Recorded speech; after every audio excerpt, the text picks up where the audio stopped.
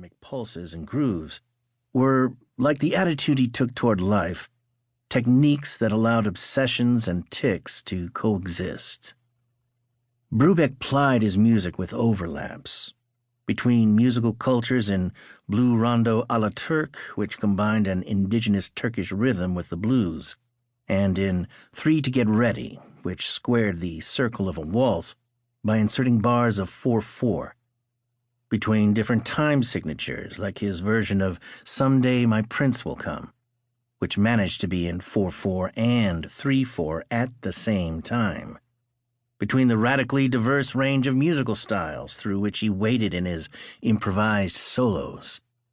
No sweat as Liszt flowed into James P. Johnson.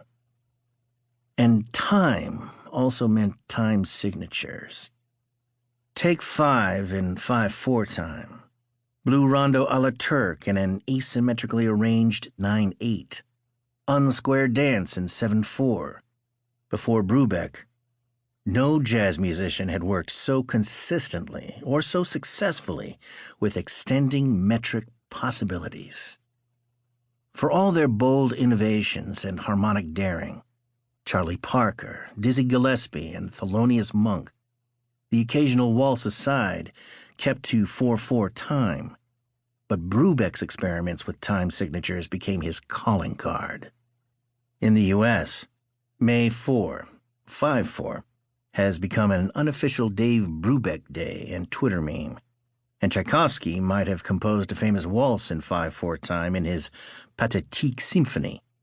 But Brubeck came to own the idea of 5/4 time in the way that Van Gogh owned the sunflower and Philip Glass the arpeggio, which meant he owned nothing at all. Anyone can paint a sunflower or play music in any time signature they like, but Brubeck's 5/4 time stuck in the public imagination to the point that he and it became inseparable. Even before he had recorded a note of music in 5/4 or 7/4, Columbia Records bosses sniffed something in the air and decided to call his first studio album for the company Brubeck Time. And after the soar-away triumph of Time Out, Brubeck followed up with Time Further Out, Time Changes, Countdown, Time in Outer Space, and Time In. His gift to any prospective biographer, especially one searching for a title, was that word, time, which needed to feature as part of my title, but in a more meaningful way than a mere wisecracking play on words. Reconciling all those connotations of time, from the broadly historical to the directly musical, became my way forward. A structure pieced itself together as I took time to think through all these various meanings of time. Go back to the music if in doubt became my mantra as I wrote. And in fact, the structural inner workings of Brubeck's music led the way from the get-go. The story within a story of the blues and Turkish music in Blue Rondo a la Turque, and of 3/4 versus 4/4 in Three to Get Ready, and Brubeck's knack for nesting one time signature inside another, freed up time. No need to slavishly adhere to the chronology. I was interested in investigating how one aspect of his life illuminated another against the panorama of American history.